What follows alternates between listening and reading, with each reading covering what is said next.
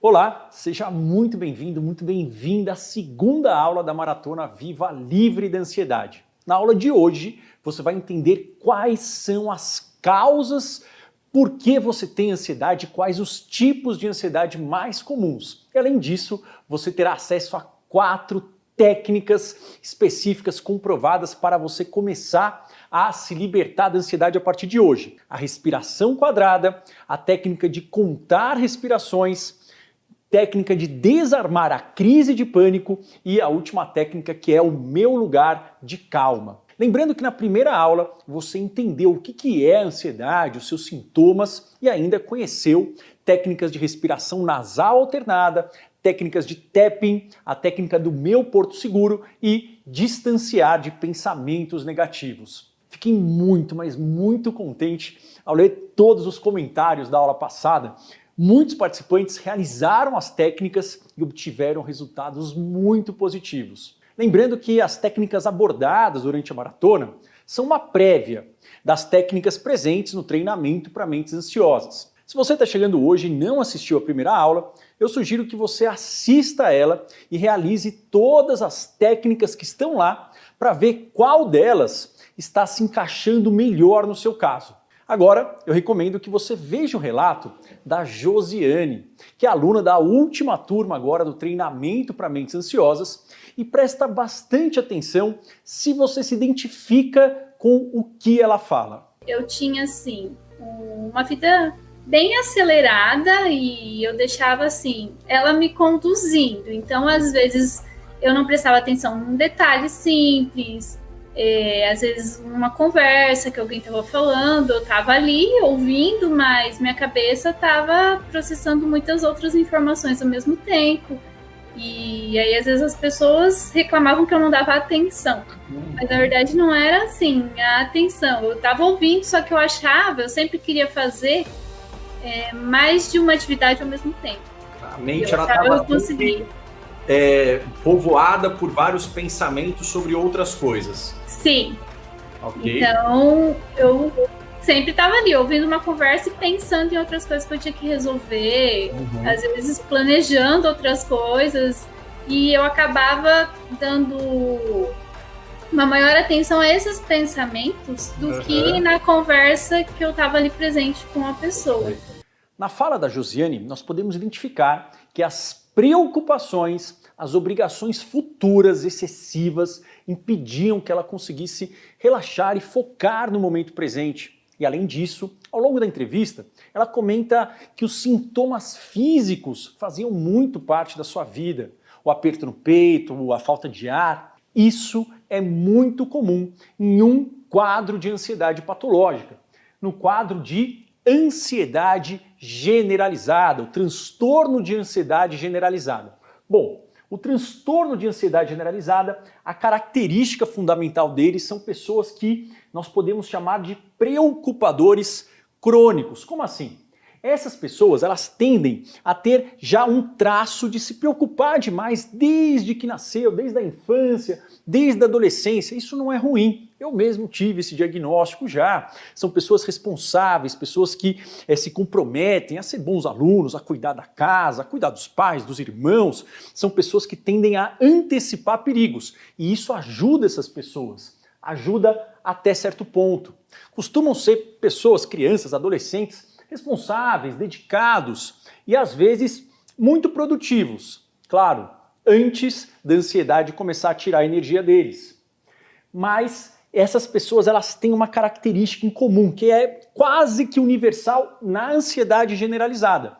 Elas têm muita dificuldade em lidar com mudanças, com coisas imprevisíveis, ela tem uma intolerância à incerteza, essa também é uma característica fundamental.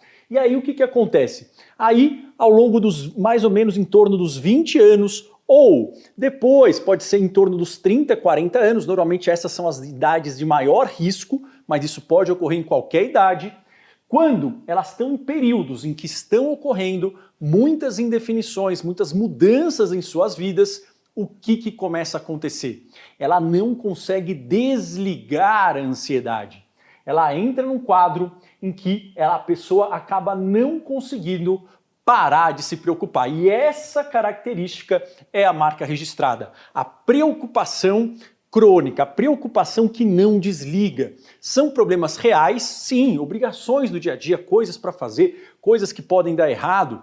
Porém, isso é amplificado e isso não desliga nunca, mesmo em momentos de relaxamento. Então a pessoa começa a sentir uma tensão constante. Parece que aquele sistema de alerta, de adrenalina, está sempre ativado.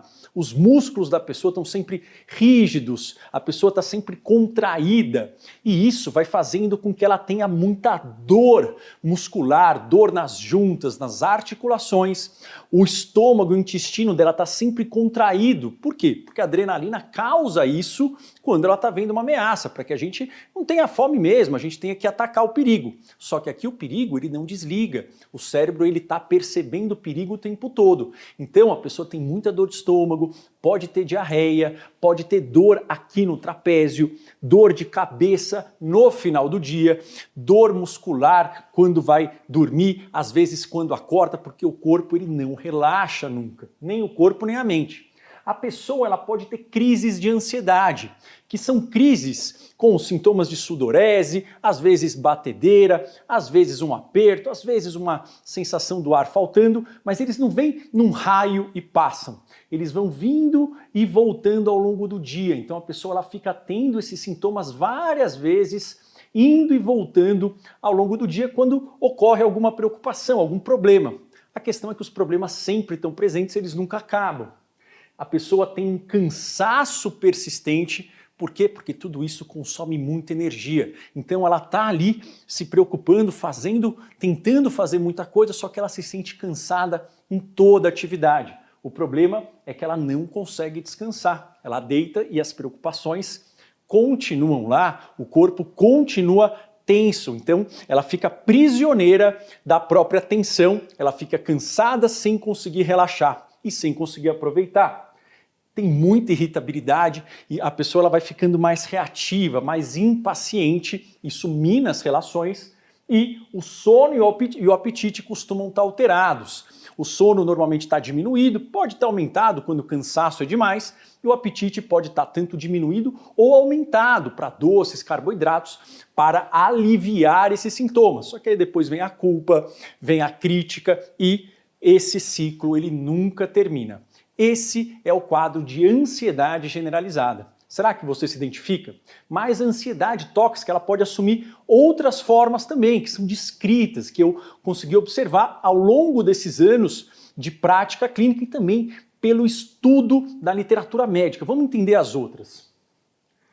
Um outro tipo de quadro de ansiedade patológica são as fobias específicas, que o objeto de medo é uma situação ou um objeto ou animal específico.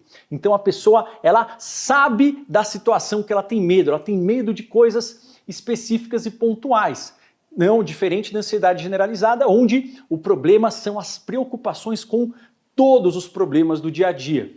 Então aqui a pessoa tem um medo extremo de uma situação, de um local, de um animal, de um objeto específico. Só que tudo bem a gente ter medo, se aquilo traz uma ameaça muito importante. O problema é que aqui ela tem medo, tem crises de ansiedade ou até de pânico quando elas encontram esse objeto, só que esse objeto ele não traz nenhum perigo ou muito pouco perigo. Um exemplo é medo de abelha. A abelha pode picar? Pode, sim, é uma coisa desagradável.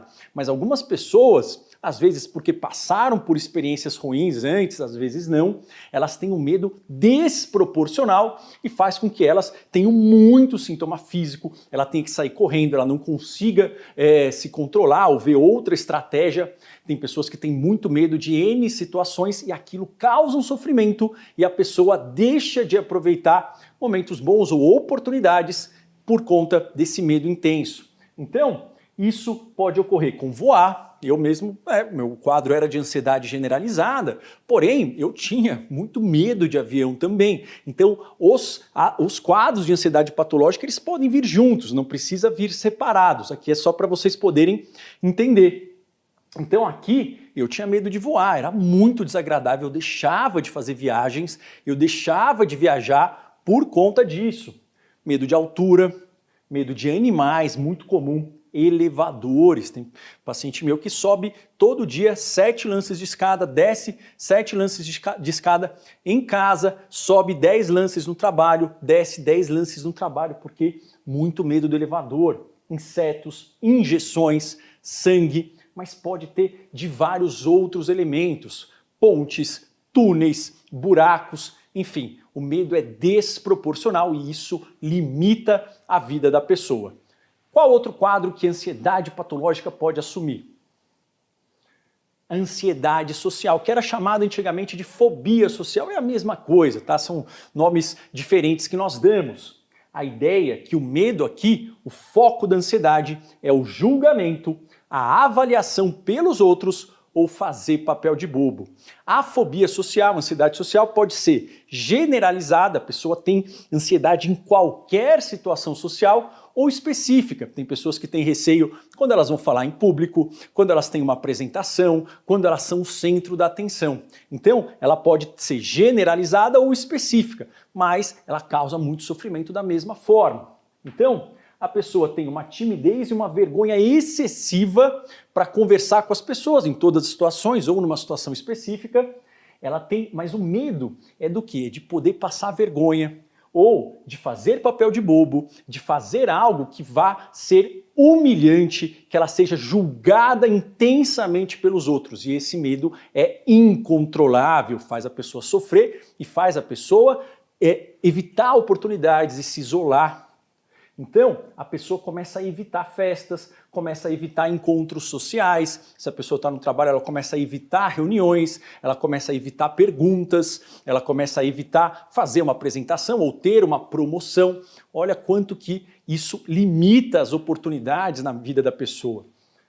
A pessoa às vezes fica muito vermelha, com muito suor, com muito tremor, quando ela tem que conversar. E isso faz, obviamente, com que as interações não sejam boas. Ela fica achando que aqueles sintomas fazem dela alguém fraco.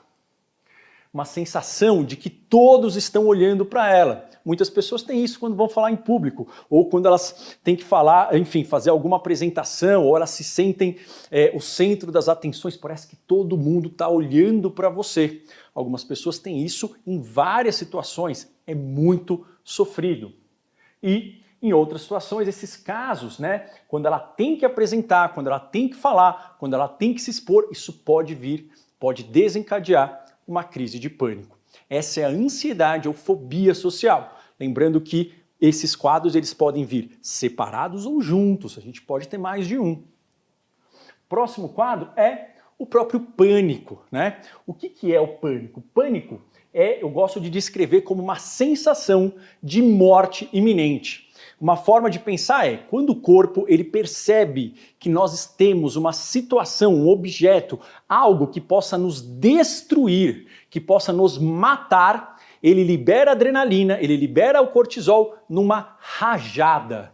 É muito intenso. Então não é uma liberação ruim, como na ansiedade generalizada que vem e vai. É um raio, é uma liberação que atinge o pico em 10 minutos. Então em 10 minutos vem muita adrenalina e o pensamento, a sensação é de que você vai ser destruído naquele momento. É uma sensação de morte iminente. Então, a pessoa... Crises de pânico, elas acontecem sem aviso prévio. Isso é importante, a gente pode até ver eventos ambientais que estavam associados, só que na hora da crise não tem nenhum gatilho.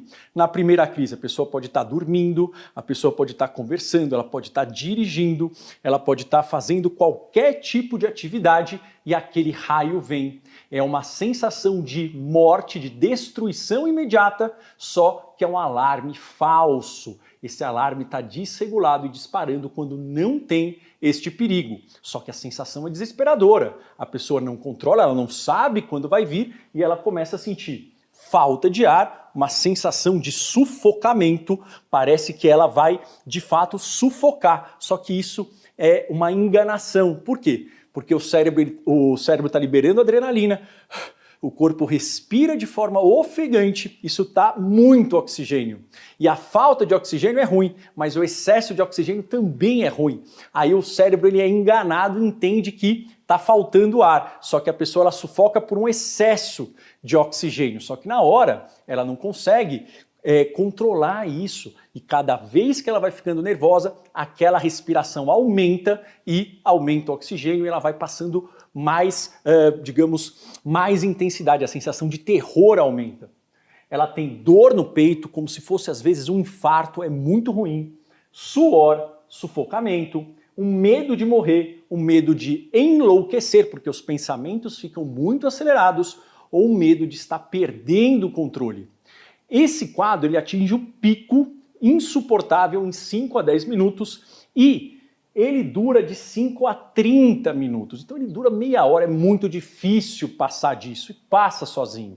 Só que muitas pessoas sentem que isso se prolonga, por quê? Porque a pessoa tenta brigar com a crise. Ela vai para o hospital, ela vai medir a pressão, ela vai medir os batimentos cardíacos, ela vai ficar procurando sinais de ameaça ou de uma doença grave no corpo e isso vai fazendo com que o cérebro ele não desligue a ansiedade. Então, a gente vai resistindo sem querer, porque é desesperador, eu já tive essa crise, e isso vai fazendo com que a crise se prolongue. A gente entra nessa areia movediça, mas tem como sair dela.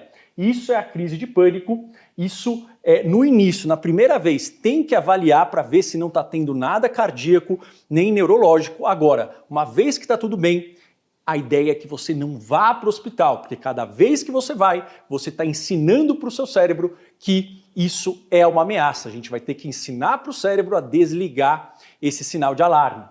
E aí, a pessoa ela pode ter isso, até 20% das pessoas vão ter uma crise de pânico na vida.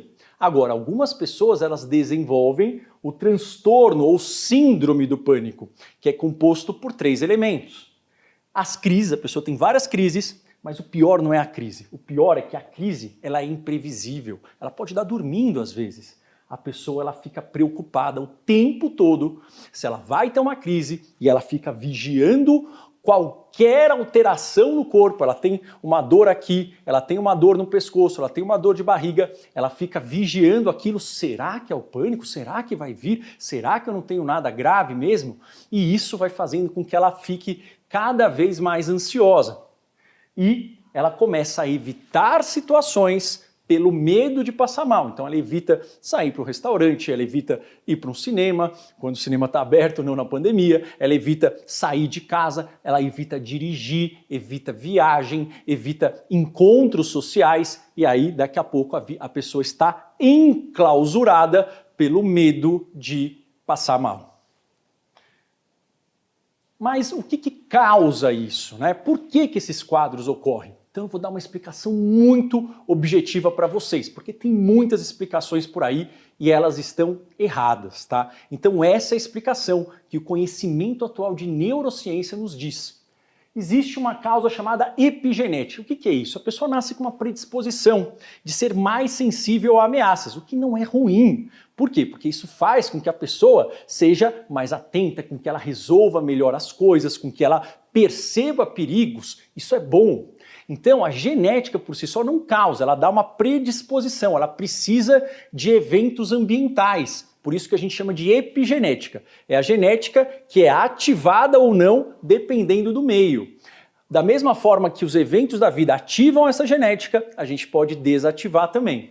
Então é a epigenética que vem com história de vida. Então, história com maiores elementos de estresse, mais elementos de, digamos, agressões imprevisíveis ou uma sensação de excesso de cobrança. São N elementos, isso vai fazendo com que haja algumas alterações e isso somando com o ambiente que está agressivo, que está imprevisível e com hábitos, um estilo de vida que não é saudável, isso faz o terreno para surgir uma ansiedade patológica.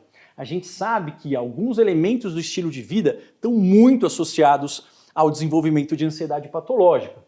Por exemplo, profissão, álcool, uso de remédios, automedicação, ou às vezes uso de corticoide, tem remédios para asma, tem remédios para dor, tem remédios para pressão que podem aumentar a predisposição, sedentarismo, alimentação inflamatória, isolamento social, por isso que a pandemia ela é um gatilho, o sono alterado, então a insônia também é um gatilho. Então vários elementos do estilo de vida, eles fazem, né, eles vão ativando essa genética. E aí acontece o quê? Aí, quando tudo isso está somado, isso vai proporcionar alterações no nosso cérebro.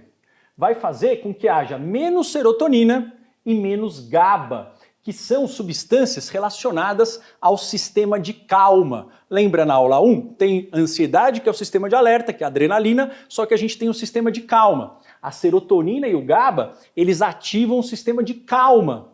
Só que esse conjunto de coisas faz com que tenha menos dessas substâncias e isso vai fazer o quê? Faz com que o cérebro ele fique vulnerável.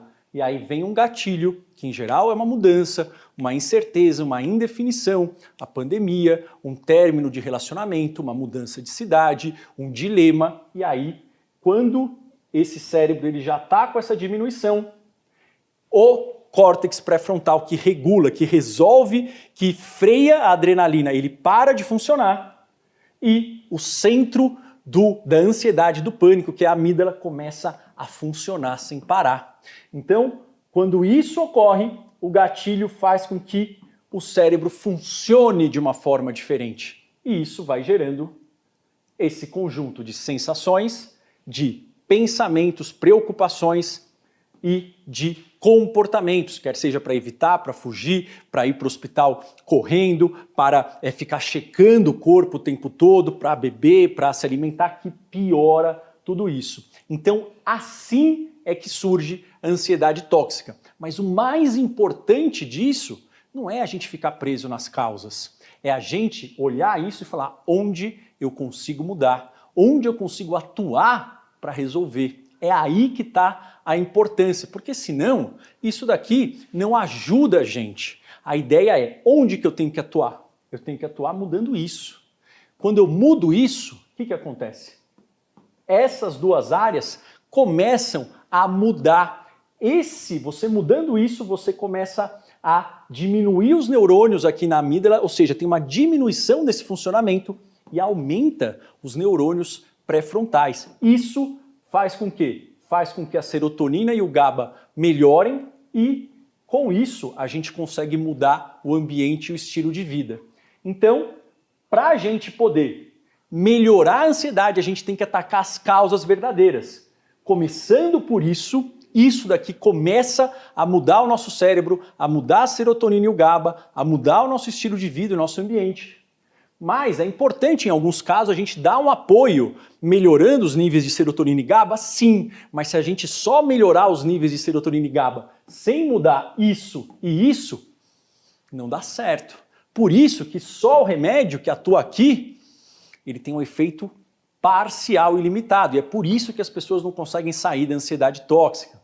Vamos praticar então. Vamos praticar, começar a mudar esse circuito. São os primeiros passos. Quais as técnicas que a gente vai aprender hoje? Então a gente lembrou que tem que mudar pensamento, sentimento e comportamento. A gente já aprendeu na aula 1 algumas técnicas, vamos aprender outras.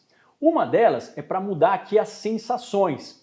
Isso chama respiração quadrada. A gente aprendeu a respiração alternada. Essa é a respiração quadrada. O que essas técnicas fazem? Elas vão estimulando o sistema parasimpático, que, enfim, é um nome estranho, mas assim, só para entender, ele para a adrenalina. O parasimpático, ele para a adrenalina. É um sistema que libera uma substância que neutraliza os sintomas físicos. Então, a respiração, ela ajuda nos sintomas físicos. Mas veja bem, é importante você treinar fora da crise de pânico, porque na crise de pânico a sensação é de morte. Você não consegue aprender essa técnica se você não treinou antes. Então eu recomendo que você treine tanto a respiração alternada, nasal, quanto essa técnica. Vê aquela que mais faz sentido para você poder já estar preparado para aplicar quando a crise vier, ok? Então, a respiração quadrada, como que ela funciona? a ideia é, você puxa o ar, então você treina isso vamos colocar ali 1, 2 vezes ao dia. Isso vai ajudando a que, quando você perceber que você está com ansiedade ou que você está meio tonto, achando que vai desmaiar, isso é devido à respiração rápida. Você começa isso. Quando você estiver formigando, isso a respiração rápida causa. Você começa nisso. Mas treina algumas vezes antes, tá? Então, você pode fazer em qualquer lugar. Não precisa estar sentado, não precisa estar num lugar calmo. Qualquer lugar que você esteja. Você vai puxar o ar e isso você vai puxar contando até 4. Então você está, enfim, num ambiente calmo ou num ambiente agitado, você percebeu que aquela sensação está vindo, que os sintomas não estão agradáveis, você vai focar em puxar o ar e contar até 4. Ó. Perfeito. Aí você puxou, você prende. Prende o ar contando até 4. Aí você vai soltar o ar contando até 4. Eu soltei pela boca, pode soltar pelo nariz. O importante é que seja nessa contagem. E aí você segura o ar, depois de ter expirado, você vai segurar até 4. Agora de novo, puxa o ar, prende, solta, prende. Repita isso 5 vezes. Faz 5 vezes, mede os seus batimentos cardíacos antes, faz isso 5 vezes, mede depois. Muito provavelmente vai ter diminuído, por quê? Porque isso neutraliza a adrenalina. Claro que a gente vai precisar somar essas técnicas, não tem uma técnica que funciona exclusivamente para todo mundo, por isso que é importante a gente ter um arsenal e saber o passo a passo para aplicar. Próxima técnica é que você pode fazer junto com essa ou em outros momentos. Eu, por exemplo, gosto muito da respiração quadrada quando eu estou nervoso para uma apresentação, quando eu vou em algum programa de televisão e eu estou meio nervoso, estou meio agitado. Pode acontecer? Pode, mesmo que a pessoa já esteja bem da ansiedade. Então, eu uso a respiração quadrada, ela me ajuda e eu posso fazer em qualquer lugar. Agora, às vezes antes de dormir, quando eu estou com os pensamentos muito intensos, eu sinto meu corpo agitado, eu uso essa. Como é que é? Isso aqui é derivado do mindfulness. A ideia é você contar a respiração. Como assim? Eu costumo colocar uma mão em cima do meu umbigo, não precisa necessariamente, mas você não precisa nem forçar a respiração, você só olha. Então você vê a mão subindo, que quer dizer que você está inspirando e solta. Ou seja, você puxa e solta o ar, isso você conta 1. Aí você puxa de novo, solta o ar, você conta até 2. Então, cada número é um ciclo de inspiração e expiração.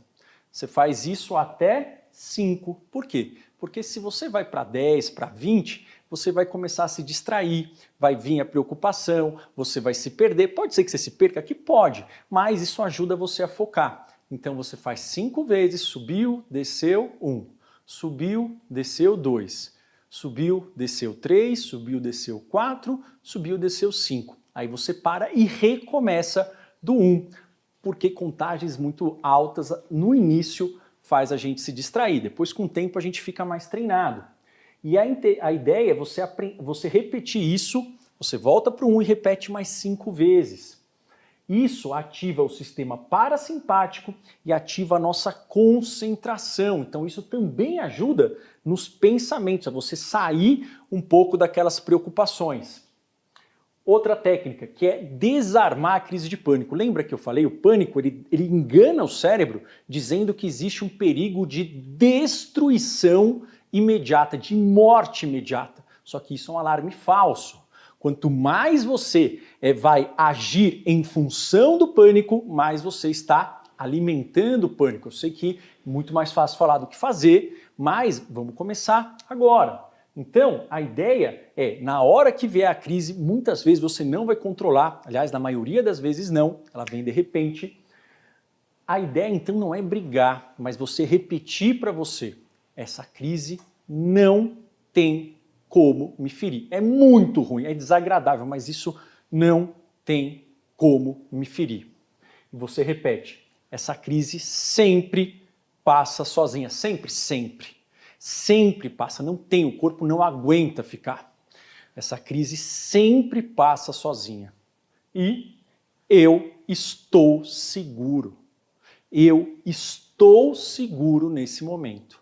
Você vai repetir essas frases e tentar não agir para fazer a crise passar na hora. Por quê? Porque quanto mais a gente vai se esforçar para aquela crise ir embora, mais tempo ela dura. Por mais paradoxal. Isso é um treino, é uma prática. Se não der para começar no começo, para fazer no começo, calma. O que é importante não fazer? Não medir pressão, não medir frequência cardíaca, não ir para o hospital se você já foi a primeira vez e o médico falou que está tudo bem.